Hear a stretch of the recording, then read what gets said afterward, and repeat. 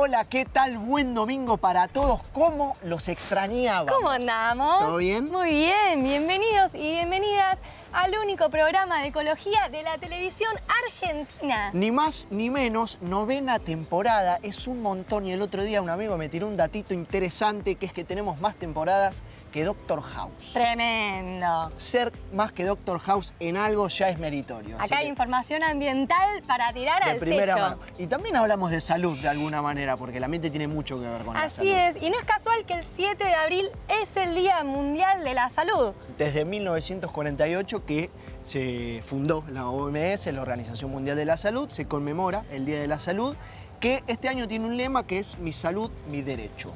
Y como bien sabemos, la salud planetaria y la salud de quienes lo habitamos está íntimamente relacionada. Cuando la salud planetaria falla, empezamos a fallar también nosotros y por eso nos importa tanto. Una de las primeras vinculaciones tiene que ver con el calor, obviamente. Temperaturas que no paran de aumentar, que afectan gravemente a la salud y a los sistemas de salud en sí mismos. Y, por supuesto, va a ser uno de los temas que vamos a abordar el día de hoy, porque el año pasado, ¿lo tiramos el título? Sí, Lo claro tiramos. que sí. Bueno, fue el año más cálido en la historia del planeta Tierra, así que vamos a hablar, obviamente, de eso. Vamos a seguir hablando de eso. Y hay otras cosas que nos trae el calor, que nos traen las altas temperaturas, que son...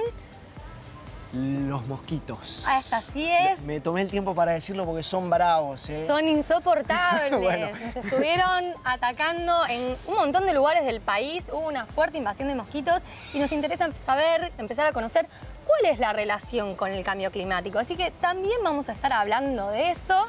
Enfermedades también que se fueron bajando de alguna manera porque eran enfermedades tropicales, como el dengue, por Así ejemplo. es. Y hoy, producto del cambio climático, se van acomodando a otras latitudes y otras temperaturas, así que ya los tenemos. ¿Cuál es tu incluso en el relación sur. con los mosquitos? ¿Cuál es mi relación con los mosquitos? No me llevo tan mal.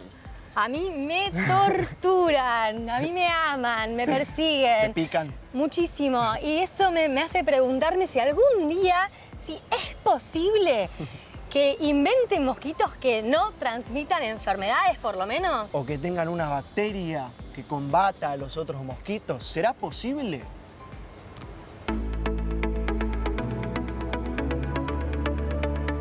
¿Es posible fabricar mosquitos que ayuden a combatir enfermedades? La respuesta tiene nombre difícil. La Wolbachia, una bacteria que al introducirse en los mosquitos crea una barrera biológica a fin de proteger a las comunidades de enfermedades como el dengue, el Zika y la chikungunya. Una solución segura y sostenible. El proyecto recibe el apoyo del creador de Microsoft, Bill Gates, preocupado por la propagación del animal más letal del planeta. En Medellín se construyó un mega laboratorio capaz de producir 40 millones de Aedes aegypti modificados por semana que toman vuelo y salvan vidas. Una vez liberados, cuando se aparean, pasan la bacteria a ejemplares silvestres que te pueden picar, pero no enfermar. En las últimas décadas, el dengue se ha expandido en varios países del mundo debido a un archienemigo tantas veces señalado en este programa, el cambio climático. Al aumentar las temperaturas medias y la humedad, se generan las condiciones ideales para que el mosquito se críe y multiplique. En 2023 se ha registrado el mayor número de infecciones de las últimas 5 décadas en nuestro continente. Se han contabilizado más casos que nunca en México, Bolivia, Perú y Brasil. En Argentina, los pacientes se han multiplicado por 160 con respecto al 2022. Incluso, por primera vez hubo casos en el invierno. Con la invasión de mosquitos cada vez más frecuente que sufrimos en nuestro país, la posibilidad de replicar esta solución exitosa se vuelve perentoria.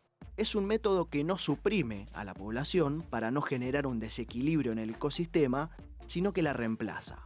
Aunque puede llevar un tiempo cambiar por mosquitos con Wolbachia, los estudios matemáticos hablan de entre 60 y 80 años sin dengue. Vale el intento. La ciencia ya está haciendo su parte.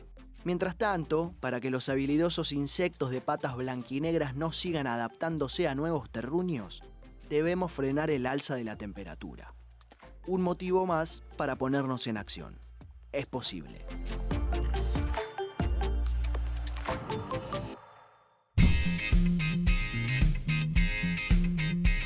Este año, en varias zonas del país, experimentamos una fuerte invasión de mosquitos a la par en la que se incrementaron los casos por dengue. Y aunque a muchas personas les cueste creerlo, el cambio climático tiene mucho que ver.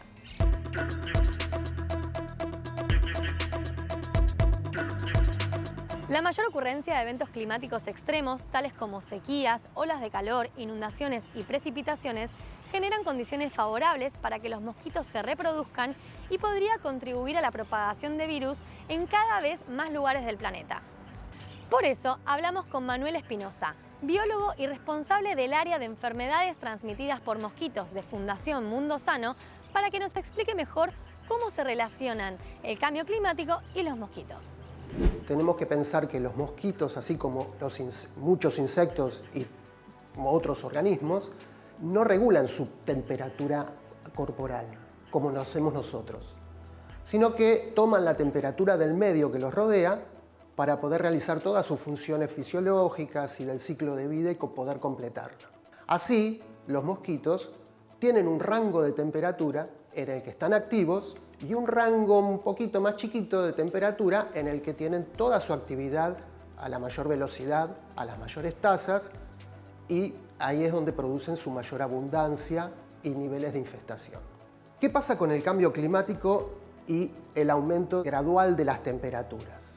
En esa región en donde vive el mosquito, esas temperaturas ambientes llegan y alcanzan ese rango de temperatura óptimo en un momento determinado del año, febrero o marzo, y por eso este mosquito tiene sus picos de actividad en febrero y marzo. Cuando aumenta la temperatura gradualmente, lo que ocurre es que se va extendiendo las semanas en las cuales esas temperaturas ambientes alcanzan ese rango de temperatura. Entonces ahora, por ejemplo, vamos a suponer que al cambiar las temperaturas, al aumentar, ahora la temperatura ambiente alcanza el rango óptimo del mosquito entre enero y abril. Se le agrega un mes antes y un mes después. Entonces vamos a tener un mosquito que va a seguir siendo estacional, pero ahora su abundancia y niveles de actividad ya no van a ser 2 meses nada más, sino que van a estar entre enero y abril. Y ahí tenemos la primera consecuencia. Lo que pasa es que se alteran los patrones anuales de actividad del mosquito y aumenta la cantidad de días y de semanas en las que está activo. Ahora le agrego la dimensión espacial. Ese mosquito vive en un área determinada. Fuera de ese área, las temperaturas no llegan a ese rango óptimo que necesita el mosquito. A medida que aumentan las temperaturas, todo alrededor del área límite de distribución, estos mosquitos van a ser más posibles o va a tener más posibilidad de colonizar esas áreas. Y entonces tenemos la otra consecuencia, aumenta su rango de distribución. Ahora, ¿qué pasa si nuestro mosquito es un mosquito de importancia sanitaria? Es decir, puede transmitir un patógeno cualquiera, un plasmodio que produce paludismo, los arbovirus como el dengue, como el chikungunya, como las encefalitis. Los patrones epidémicos de esos patógenos, de esas enfermedades, van a estar asociados al patrón del vector que lo transmite. Entonces, si aumenta el periodo de actividad del mosquito, también va a aumentar el periodo epidémico, y si aumenta el área de distribución, cada vez van a ser áreas más afectadas por estas enfermedades. En el caso de Aedes aegypti, dengue, chikungunya, zika, fiebre amarilla, las estrategias de control tienen que estar adaptadas a ese comportamiento del mosquito. Aedes aegypti es un mosquito doméstico, vive en nuestras viviendas, donde ahí en nuestras viviendas tiene todo lo que necesita para su vida. Tiene refugio, porque vive adentro de la vivienda, reposa dentro de la vivienda. Tiene fuente de sangre, nosotros, y tiene una gran variedad de lugares para colocar huevos, para poner, ¿sí? Sitios de cría, que después esos lugares se van a convertir en criaderos. Si lo que se quiere controlar es Aedes aegypti, mi primera estrategia va a ser reducir la cantidad de criaderos que haya disponible, reducir la carga ambiental de recipientes que se puedan convertir en un criadero. Y ahí es donde nosotros, cada uno de nosotros en nuestras viviendas, tenemos una participación primordial. Somos nosotros los que tenemos que mantener libre de criaderos a nuestras viviendas. Luego existirán otro tipo de criaderos que son más del área urbana, de la infraestructura urbana, que habrá que encargarse de ello también. Pero adentro de nuestras viviendas somos nosotros los principales responsables de que haya criaderos y de que haya mosquitos también. La ciencia viene advirtiéndonos que debido al calentamiento global y a los impactos del cambio climático, la transmisión de enfermedades a través de vectores como los mosquitos va a ir en aumento.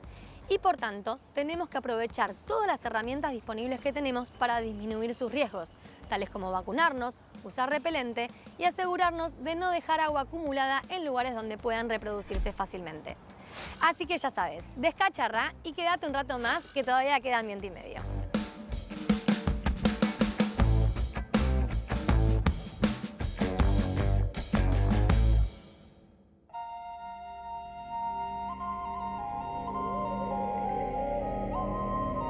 ...2023, el año más caliente en la historia del planeta Tierra. Según un reporte preliminar de enero-octubre del Servicio Meteorológico Nacional, la temperatura media estuvo casi 1 grado por encima del promedio, situando al 2023 como el año más cálido hasta octubre, por lo pronto desde 1961. Durante el verano fuimos testigos de 10 olas de calor, hechos sin precedentes, hasta entonces por lo menos, con al menos un evento climático de calor extremo cada mes entre los meses de noviembre del 2022 y octubre del 2023.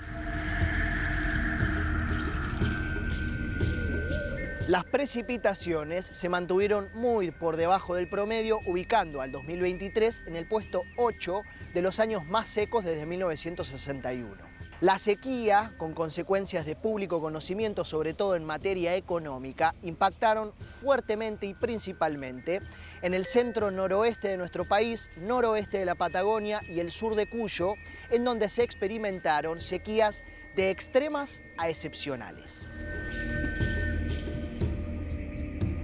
Fue el tercer año consecutivo de La Niña, que finalizó en febrero y que dio lugar a que a partir de marzo las aguas superficiales del Océano Pacífico ecuatorial empezaran a aumentar gradualmente para que a fin del invierno la atmósfera se acoplara con este calentamiento y diera inicio a la fase positiva de El Enos o El Niño. Evento que trajo algunas lluvias a fines del año pasado que ayudaron a apaciguar un poco tanto la sequía como las altas temperaturas. Yendo al ámbito internacional, la NASA confirmó que el 2023 fue el año más cálido registrado en la historia, hablando globalmente, y que se ha superado el grado 2 por encima del promedio y en algunos lugares incluso el 1,5 grados de temperatura, con un Acuerdo de París que queda cada vez más cercano, posible y apremiante. Porque además, teniendo en cuenta las emisiones de dióxido de carbono, de las principales amenazas para el calentamiento global, producto de la quema de petróleo, gas y carbón, también alcanzaron niveles récords en el 2023, con lo cual la temperatura, al menos ahora, no va a bajar.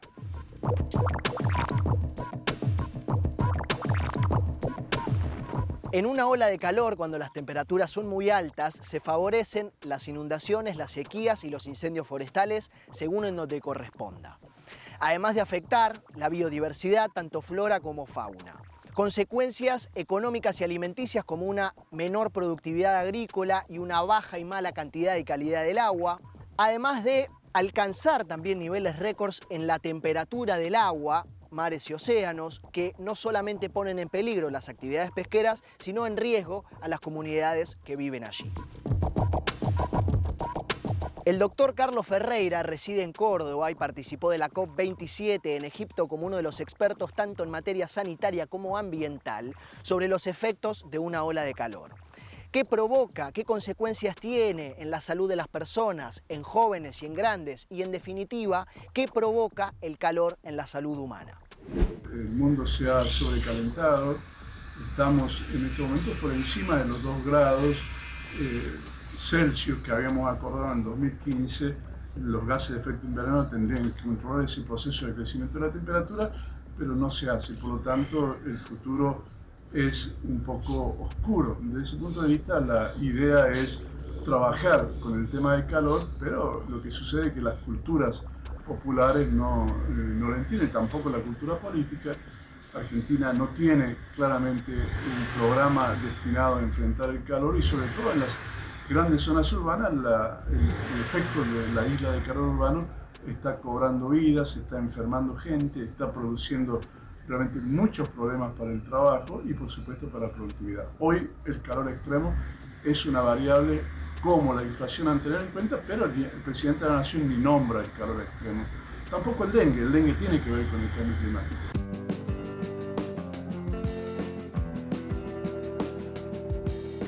El 2024, pueden dar fe por si ven alguna gotita o algún brillito por mi rostro, no pretende ser menos y arrancó nomás con una ola de calor que duró 23 días en todo el país, del 21 de enero al 12 de febrero.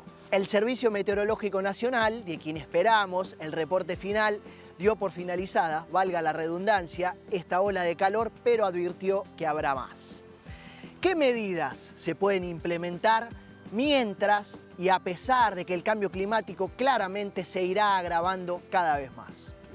El calor actúa fundamentalmente impactando a las personas que no tienen capacidad termorregulatoria, adultos mayores, mujeres embarazadas, enfermos, discapacitados y sobre todo los trabajadores que están expuestos en exteriores a grandes temperaturas. Desde ese punto de vista, hoy tenemos que trabajar con seriedad.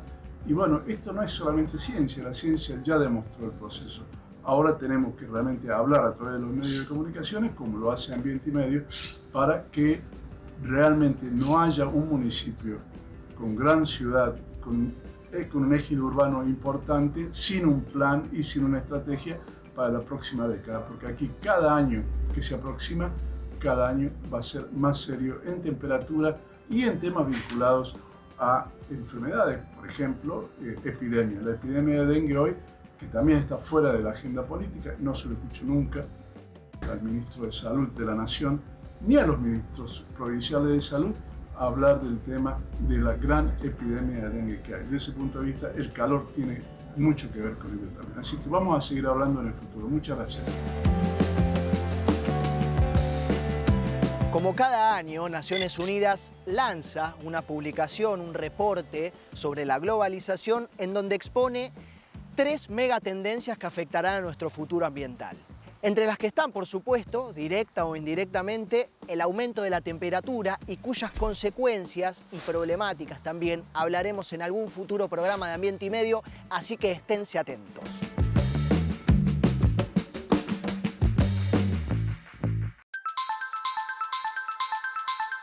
Francisco Cesini, bienvenido.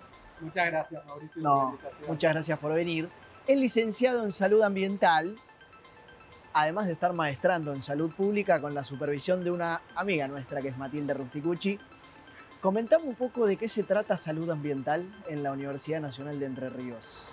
Gracias. Sabés que, bueno, mi formación en salud ambiental, que le hice en Entre Ríos, como bien decís, lo que busca es identificar aquellos factores del ambiente que son determinantes de la salud y no solo estudiarlos, sino abordar distintos aspectos de prevención y mitigación de esos efectos del ambiente en la salud. No hay mucho de natural, entiendo, en la asiduidad con la que estamos sufriendo olas de calor, inundaciones, sequías.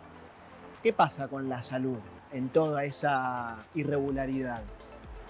Bueno, la estamos sufriendo en carne propia. Bueno, en estos días, por ejemplo, de inundaciones en gran parte de nuestro país. El último informe del IPCC concluye que la salud de las personas se ha visto afectada tanto por olas de calor, que son más frecuentes e intensas, que han aumentado la morbilidad, o sea, las enfermedades, y la mortalidad. Pero también ha aumentado la frecuencia y el número de casos y, consecuentemente, el riesgo de enfermedades transmitidas por el agua y los alimentos, de enfermedades transmitidas por vectores, e incluso en algunos países de nuestro planeta se han registrado aumentos en el riesgo de problemas mentales relacionados con el cambio climático. Y no quiere decir que no esté ocurriendo en todo el planeta, sino que aún falta mayor investigación en ese campo de vinculación entre la salud mental y el cambio climático, pero hay ya evidencia científica que da cuenta de esto, que el cambio climático no solo está afectando nuestra salud física, sino también nuestra salud mental. La ecoansiedad, pero llevada a un nivel un poquito más profundo. El lema del Día Mundial de la Salud de este año, recién comentábamos en el principio del programa, es mi salud, mi derecho, proponiendo que cada vez más personas tengan acceso a un sistema de salud, cuestión que está cada vez más difícil, dicho sea de paso.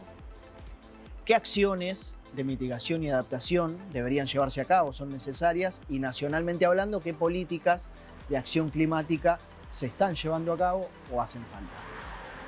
Bien, en relación a la primera parte de la pregunta en términos de mitigación y adaptación del cambio climático, desde el sector salud podríamos pensar en términos de adaptación en general. Se ha mirado que las principales acciones que puede hacer el sistema de salud son de adaptación para un clima que está cambiando y que aumenta la carga de enfermedades relacionadas con el clima.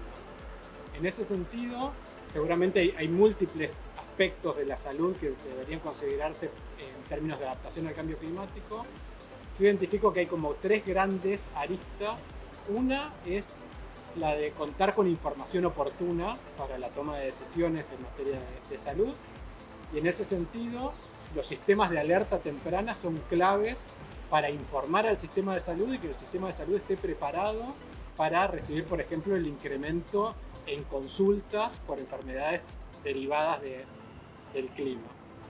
Y por otro lado, los sistemas de vigilancia epidemiológica y de vigilancia entomológica, por ejemplo, la vigilancia de presencia de vectores, es fundamental porque en base a eso, no solo de conocer los casos en personas que ya han enfermado, sino ir un paso previo y tener información de la presencia de vectores transmisores de enfermedades que nos pueden permitir tomar acciones preventivas antes de que aparezcan los primeros casos de enfermedad.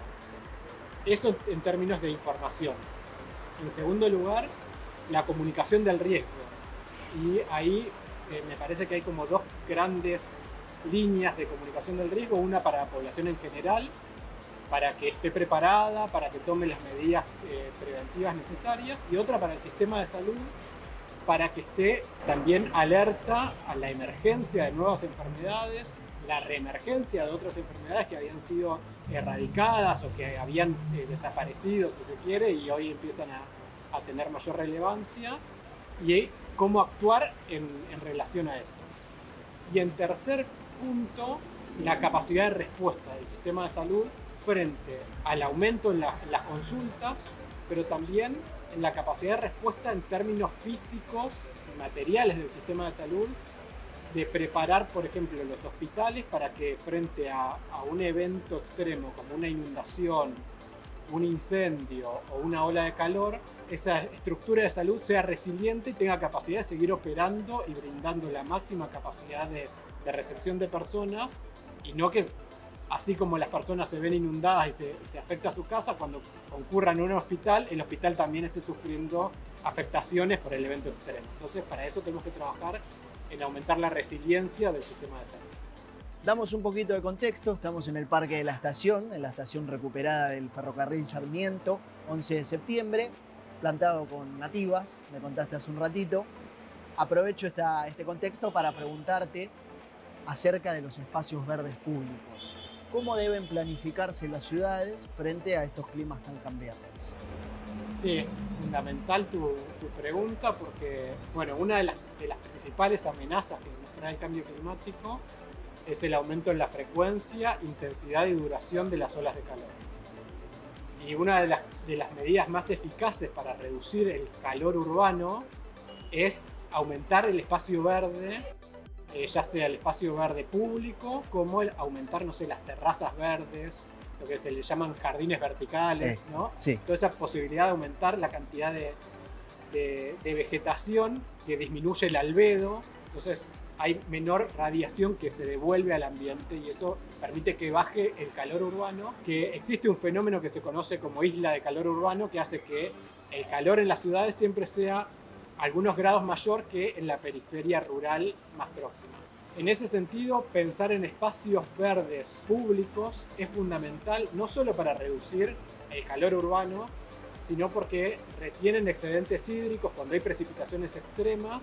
Parte de esa precipitación se infiltra y no escurre, entonces mitigan en alguna medida las inundaciones, mejoran la calidad del aire a nivel urbano y también porque son espacios donde la comunidad puede realizar actividad física o ir a hacer actividades recreativas, leer un libro, compartir mates con un amigo. Cualquiera de esas cosas contribuyen enormemente a la salud mental y física de la comunidad. Entonces tenemos que pensar en que las ciudades, para que sean más resilientes al cambio climático, tienen que aumentar las superficies de espacios verdes. Tuvimos un verano con muchísimo dengue, con récords y récords de dengue. Nos tenemos que preparar para futuras enfermedades. ¿Cuáles enfermedades? Pandemias, epidemias. ¿Crees que van a ser cada vez más frecuentes? Lamentablemente todo indica que sí. Todo indica. Con respecto al dengue, lo que se viene viendo es que cada una de las epidemias que venimos cursando supera la cantidad de casos que tuvo la anterior. Recordamos la primera importante con gran número de casos fue la del año 2009, después la de 2015-2016 superó la de 2009, la de 19-20 superó a la de 2015. El verano pasado tuvimos otra epidemia de dengue y este verano también se disminuyó la frecuencia entre una epidemia y otra. Y esto nos hace pensar que quizás en nuestro país el dengue puede dejar de ser epidémico y convertirse en endémico. Y eso está en parte explicado por el cambio climático. Y por otro lado, el cambio climático nos va a traer mayor riesgo de efectos en la salud por el calor, de efectos en la salud asociados a incendios, a inundaciones, y en relación con enfermedades vectoriales, no sé, estamos también atravesando una epidemia por la encefalitis equina, que también es una enfermedad reemergente que se había sufrido en Argentina y hacía como 40 años que estaba controlada. Entonces, lo que se espera que ocurra es esto, que las epidemias sean cada vez más frecuentes y que empiecen a emerger o reemerger algunas enfermedades que ya estaban controladas. Bueno, nos vamos con esa hermosa noticia, pero también con una hermosa charla. Fran, muchísimas gracias por acercarte. Y nosotros ya seguimos con más Ambiente y Medio. Separar nuestros residuos en casa es el primer paso para dar marcha al circuito del reciclaje. ¿Pero cómo se lleva a cabo el proceso de reciclaje? Bienvenidos a la industria del reciclado. Un curso para aprender cómo se producen y cómo se reciclan los materiales más utilizados en casa. ¿Sabías que el vidrio es infinitamente reciclable? ¿O que el 75% del aluminio que se consume proviene del reciclado? ¿Que podés evitar que una botella de plástico tarde 400 años en degradarse? ¿O que una tonelada de papel reciclado salva a 17 árboles? En un mundo en donde solo el 14% de los residuos se reciclan, conocer la magia de su proceso es fundamental y para eso está este curso. Prepárate para dejar tu huella positiva en el planeta.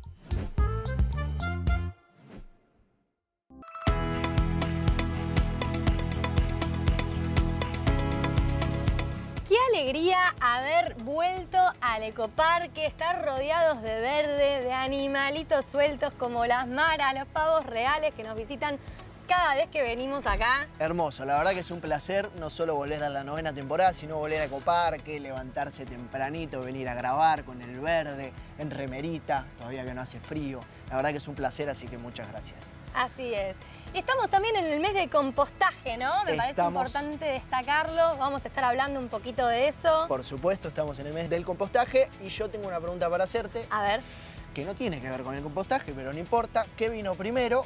¿El mosquito o el repelente? El mosquito. El mosquito, esa es fácil. Esa es fácil. Pero si voy un poquito en las profundidades a la pregunta, yo diría número 1 de cualquier conciencia humana. ¿De la historia? De la historia. Estamos hablando. ¿Qué vino primero, el huevo o la gallina? Qué pregunta difícil. Yo diría el huevo, pero es una pregunta casi filosófica, ¿no? Es filosófica, pero sobre todo es una buena noticia porque marca la vuelta del consultorio de dudas existenciales. ¡Vamos! Con la pregunta número 1, como dije recién, ¿qué vino primero?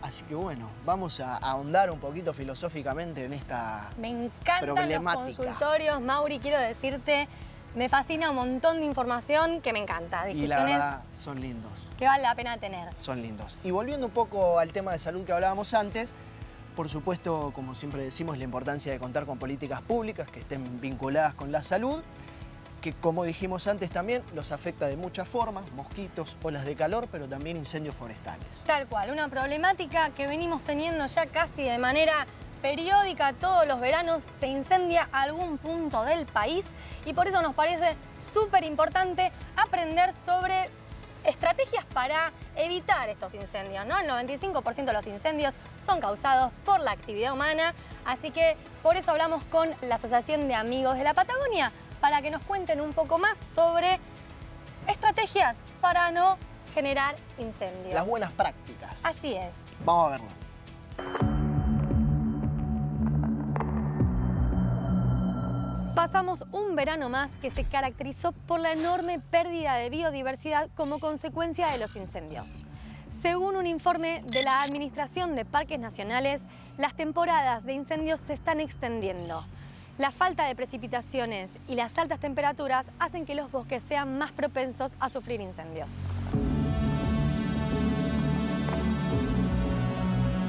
Durante el 2023, casi 60.000 hectáreas de áreas protegidas en distintas partes del país fueron afectadas por los incendios forestales. Y en lo que va de este año se registraron fuegos en los parques nacionales Los Alerces, Nahuel Huapi y Lanín.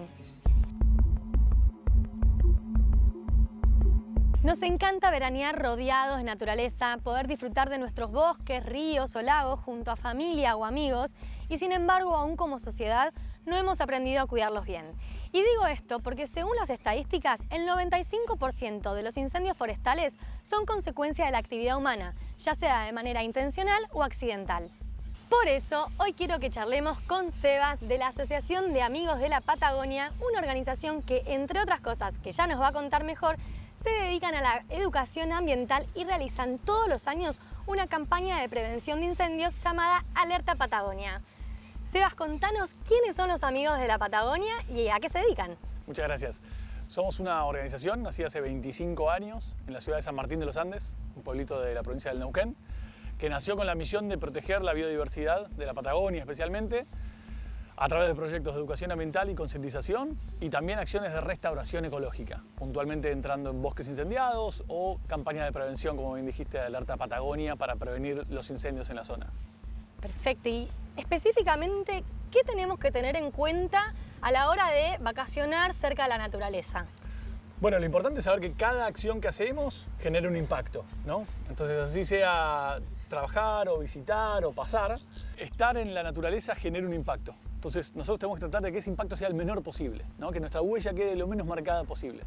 Y en ese sentido lo que hacemos es, si llevaste residuos a la montaña, por ejemplo, o si te fuiste a pasar el día a un lago, volvé con todos tus residuos. No dejes nada ahí, no dejes ninguna bolsita colgando en el árbol pensando que va a pasar un recolector de basura o algo, porque en muchas zonas de la Patagonia todavía no pasa nadie a buscar basura y es importante que te lo lleves. E incluso lo separes, ¿no? Para después reciclarlo correctamente. ¿Por qué decimos que es tan importante llevarse los residuos? Además de la contaminación lógica que uno puede darse cuenta, ¿por qué Sí. es importante que no se queden los residuos ahí? Bueno, por un montón de cuestiones. Primero, como decíamos recién, de evitar la huella, que el lugar quede exactamente como estaba, ¿no?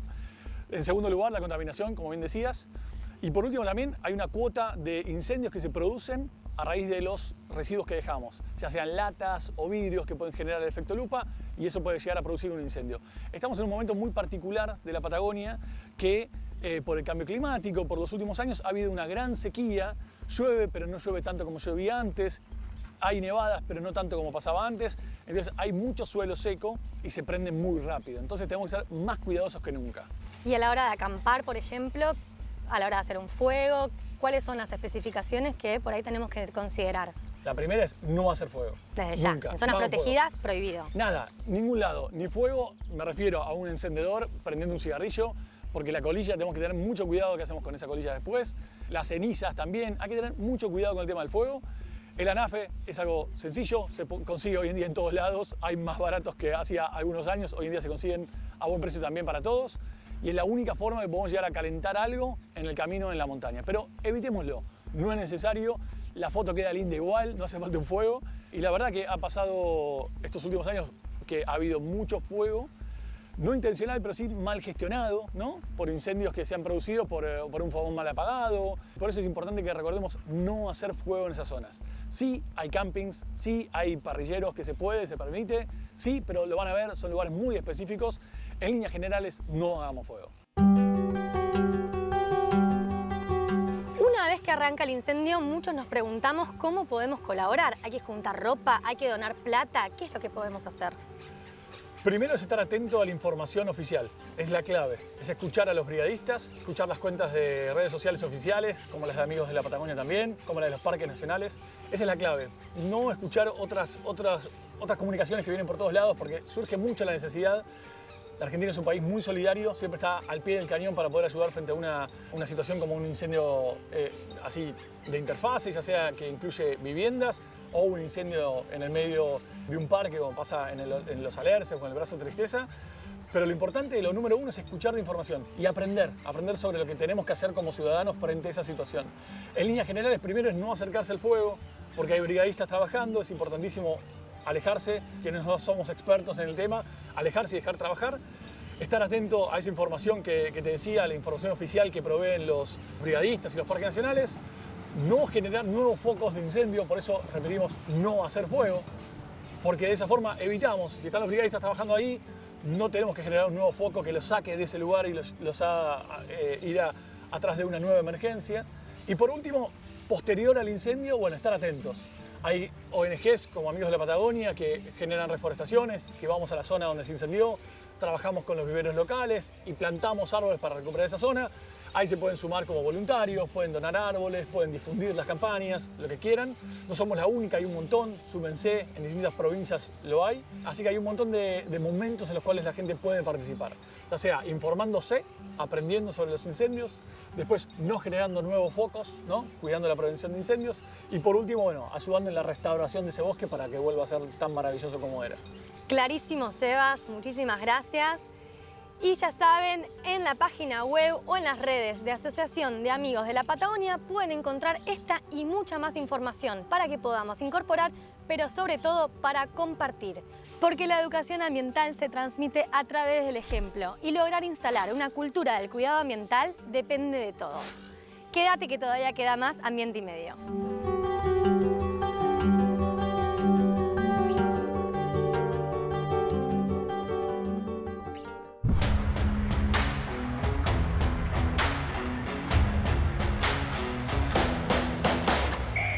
Siempre es un buen día para recordar que somos campeones del mundo.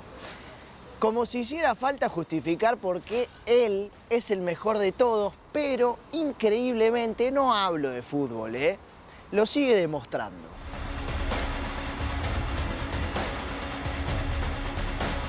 Lionel Andrés Messi Cucitini, alias La Pulga, y la organización Join the Planet, que se encarga de fomentar colaboraciones con celebridades al crear productos comercializables cuyas ganancias se utilizan para financiar proyectos ambientales, se unen Messi y Join the Planet con un objetivo muy claro: ayudar al río Paraná.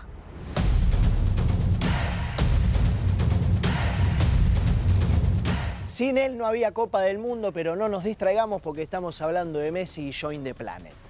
Lanzaron un botín de edición limitada, inspirado en la carrera del 10, réplica de su zurda aterciopelada, construido con plástico reutilizado, redes de pesca y otros tipos de productos, y cuyas ganancias, la de la subasta que arrancó el 15 de marzo, se utilizarán para financiar proyectos ambientales en todo el mundo, empezando por la Fundación Rosario y el río Paraná, que pasa por su ciudad natal. La Fundación Rosario, por su parte, se encarga de materializar proyectos que busquen un desarrollo económico, social o ambiental en la ciudad, y por eso se sumó a Join the Planet para darle un revuelo un poquito más profundo a esto. Vale recordar un estudio del CONICET que salió hace poquito que marca que se encontraron más de 5.000 micropartículas de plástico por metro cuadrado en el río Paraná. con lo cual estamos hablando de uno de los ríos más contaminados del mundo, que además aborda diferentes problemáticas. Esperamos que con su financiación empiece a sanearse y a ayudarse.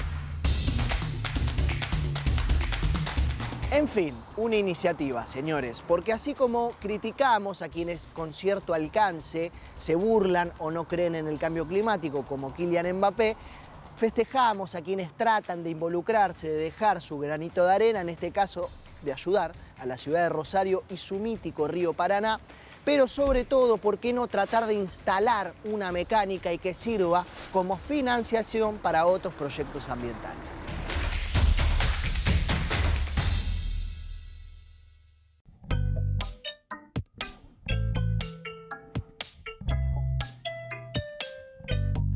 Aristóteles afirmó, pues el acto precede a la potencia, que lo primero en existir fue la gallina. Más cercano temporalmente, Stephen Hawking y Christopher Logan concluyeron en un estudio científico que no fue la gallina, sino el huevo. Si hay una discusión que atravesó todas las fases de nuestra historia y sigue aún sin resolverse, y dándoles la bienvenida a una nueva temporada del consultorio de dudas existenciales, hoy, ¿qué fue primero?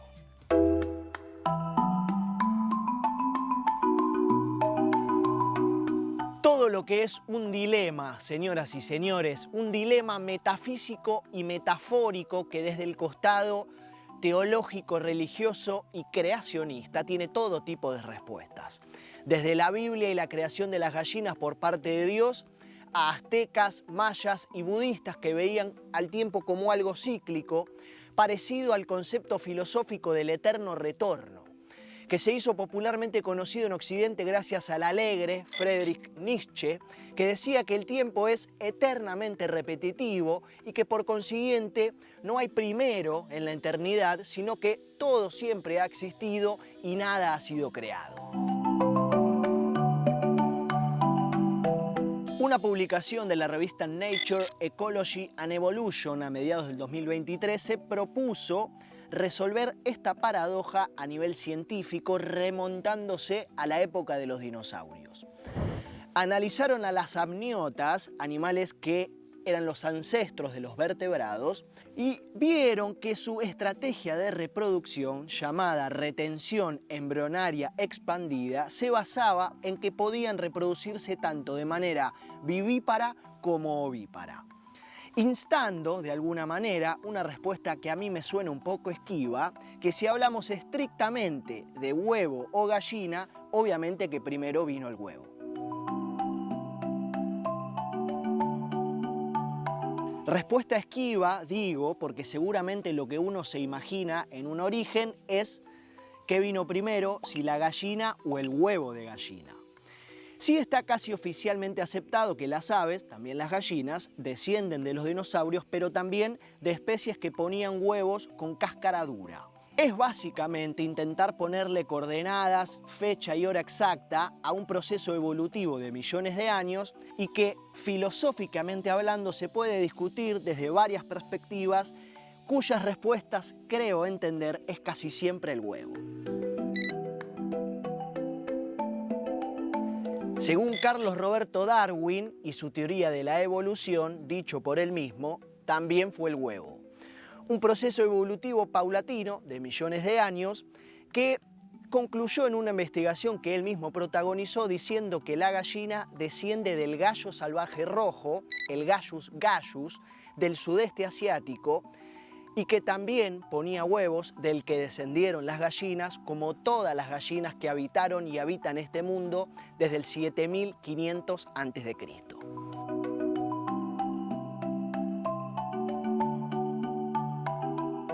Me fui a la compu a terminar de estudiar para este informe y se me ocurrió preguntarle al chat GPT qué onda con todo esto. Consultando con su vasta base de datos, los registros fósiles y los estudios genéticos, me dijo que básicamente las aves, como también las gallinas, descienden de los dinosaurios, específicamente de los terópodos que ya ponían huevos y que gradualmente se fueron desarrollando hasta adquirir características modernas como las alas o las plumas. Luego nomás se pone un poquito místico y reflexivo y analiza el concepto de la causalidad. si el huevo es la causa y la gallina el efecto o viceversa. Enigma que refleja un bucle causal sin origen definido, con infinitas entradas y salidas y carente de una respuesta concreta. Por lo tanto, si alguna utilidad tiene o alguna contribución hace a esta sociedad, es en materia filosófica, desafiando la comprensión, inspirando nuevas reflexiones, pero por sobre todo, promoviendo charlas, debates y sobre todo encuentros para resolver el enigma del origen de la vida misma y el universo.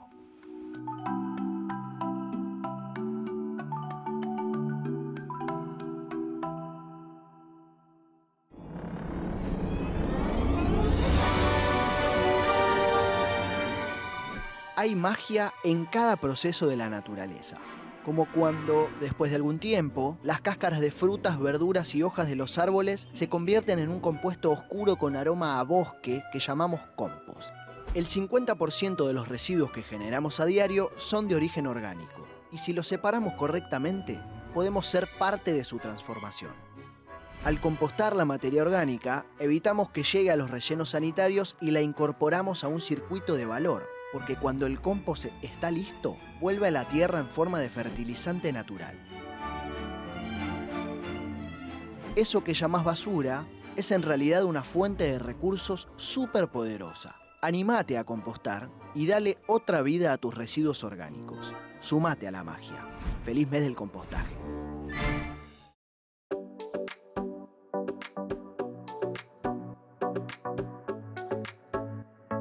En Arrakis, en un futuro lejano, en un planeta desértico y en donde por ende no abunda el agua, Paul Atreides es el personaje principal de una saga que combina lo cultural y lo estético de lo medieval con el mayor avance de la tecnología como naves espaciales, inteligencia artificial y, no sé si estamos listos para esta discusión, unos trajes tipo astronauta que metabolizan el vapor de la respiración, el pis y las heces en material orgánico potable para el humano que se canaliza a través de un tubo que va hacia su boca. La lucha por el agua es un argumento ambiental suficiente, pero el combate más desdentado es por la especia, que bien podríamos trazar un paralelismo con el petróleo. Estoy hablando de Dune, una saga escrita de 6 volúmenes por Frank Herbert, que fue adaptada al cine hace algunos años por Warner Bros. Y que realmente son producciones magníficas. En la 1, hay que decirlo, no pasa demasiado, pero en la 2 está muy buena y se trata de una recomendación contemporánea porque pueden ir a verla al cine, que dicho sea de paso es una actividad muy hermosa para hacer, ¿no? Me convenciste, tengo muchas ganas de verla y de ir al cine. Bien. Y así cerramos un nuevo programa. Pueden seguirnos en las redes de Fundación Ambiente y Medio con el QR que ven acá al costadito. Pueden acercar el celular y empezar a seguirnos. Por supuesto, y nos veremos el domingo que viene para seguir con más contenido y periodismo ambiental.